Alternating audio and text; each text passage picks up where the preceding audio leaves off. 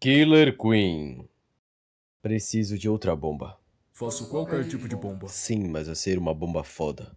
Ah, tá. A minha ideia é um tanque. Um tanque pequeno.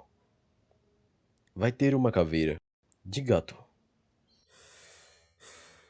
Qual foi? Você aceita uma crítica honesta? Sim. Isso tá uma merda. Não foi bem uma crítica. Mais tarde. Preciso de outra bomba. Jesus Cristo. Não. Essa é da boa. Mas se eu só consigo usar uma de cada vez, pra que três? Cala a boca. Ah, Você vai criar uma versão de você pequeno. é o quê? Miséria. Como você vai estar minúsculo, pode se esconder em qualquer lugar. Caso revelar minha identidade pelo meu filho, você vai se esconder dentro do olho deles. Daí então eles explodem. Isso, explodem. Beleza. E depois eles irão explodir junto com o tempo. O tempo retrocede e cria um loop infinito constante. Até eu descobrir para quem o reato me revelou, até porque eu não vou saber.